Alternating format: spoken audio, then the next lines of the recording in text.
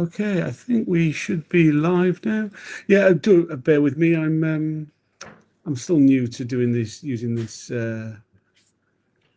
this different tech. Okay, we just had the morning break of day 15 of the Undercover Policing Inquiry, Tranche Phase 1. We've been listening to the live evidence of Alex Owolade, who was an activist with Rule for Justice. Right at the start of his questioning, he was very he flipped the script really on the inquiry. He gave an opening statement where he, said that the inquiry things the wrong way around, that they're being asked to answer allegations from police intelligence reports and being asked if they're subversive or violent when it's the state that's being subversive. He asked for a minute's silence, which the entire court respected. He stood up and said there's a minute's silence for those murdered by racist attacks and deaths in police custody. And he stood with his fist raised for the minute, which I thought was quite powerful. I'm joined with Kate Wilson. Kate, what do you make of what we've heard from Alex this morning? I mean, I think so. I've been really impressed, by Alex, and I think his morning intervention was brilliant. Unfortunately, I wasn't here, but I caught it on YouTube as I was on my way. I've been really impressed, and a lot of the evidence, a lot of the things that he's being asked about, we've seen the last kind of 3 witnesses being asked about the same instance, and all of them, but I think particularly Alex, have really come across as with this passionate anti-fascist, anti-racist, and it really shows what the SDS were doing wrong in terms of they were just, they stepped into a political situation where they took a side and they took the wrong side. I mean, we've seen it over and over again. We talk about the SDS being on the wrong side of history, but in this case, we're really talking about violent racist attacks against a community and the police stepping in and targeting the people who are trying to protect the community. And I mean, I've stood in a police kettle and shouted "Police protect the fascists"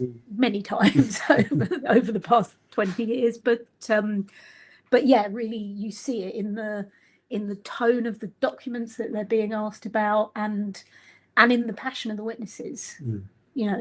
And it's such an important issue today because we're seeing again the rise of the far right, and not just the police, but politicians, the government, bloody everybody taking the wrong side. Yeah, absolutely. I think Alex made this point very strongly. He pointed out how every fascist demonstration was protected by police. If you were to mobilise as an anti-fascist against the fascists, then you were going to receive police violence. Because and every one of these fascist rallies or protests resulted in racist attacks afterwards. He really he didn't let himself get bogged down in the detail of allegations that anti-fascists were being violent. He just preferred the questions to his opening statement, where he said, these are the racist tropes that they come out with. They're making out black people to be the mob. We were taken through a lot of the intelligence reports about him, where there was a lot of personal statements about him being effeminate because of his homosexuality. He really kind of dismissed them. He said, "Well, I'm used to this. I'm used to homophobia from the police. I'm used to violence from the police. It doesn't surprise me they lie about us." We had some questions about the Earl's Court incident, when anti-fascists mobilised to stop a Blood and Honour memorial gig for Ian Stuart Donaldson in Beacon Street in Essex, and then were kidnapped basically and put on a tube train and taken to Earl's Court, where they were really soundly battered. We've heard about this for the last 4 days of evidence.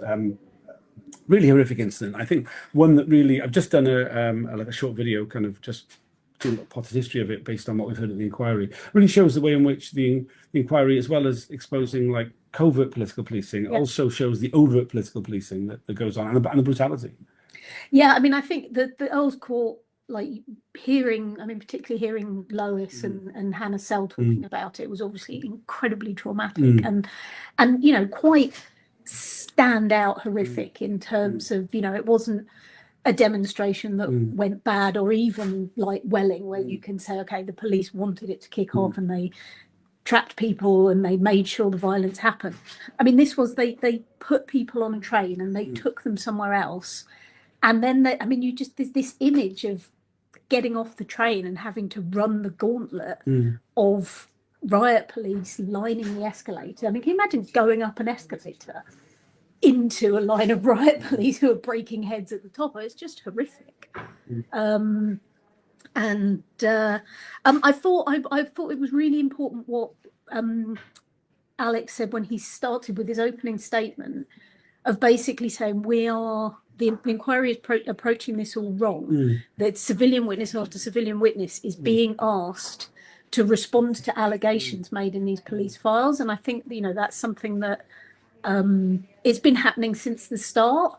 And maybe in the beginning it was all right because the inquiry is coming at this, they don't know the nature of this reporting, but we've got to a point where, like, 5 years down the line, it's been happening a lot, and it's really clear that these reports were exaggerated, they were fanciful, they were trying to criminalize people, and making witness after witness go through that and go through and it's particularly striking in this case because so many people are being accused of having been violent, and you've got if I hear the term away team one more time, and I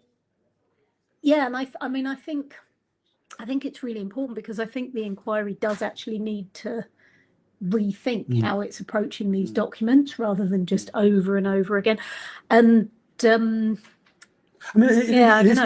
is really telling that, like, we're presented these undercover police reports and allegations within them as treated as, like, kind of, oh, maybe this is true, maybe this happened. There's been no corroboration of these allegations with anything that actually happened on the ground. No evidence of any charges. No, like, it refers to violence taking place. They're not looking at other reports. Like, even at best you're getting, like, media reports. Like, we've seen this bloody world in action thing repeatedly, but no, like, credible, proper reports of what actually happened on the ground on a given day. This is really interesting because you would think, and I was thinking this about something that James Thompson was asked the other day, where he has the birth certificate of Kevin Crossland, and it had a special branch reference on it, and he was asked what is this special branch reference. He said he didn't know, and it was like, well, maybe he does, maybe he doesn't, but somebody bloody does.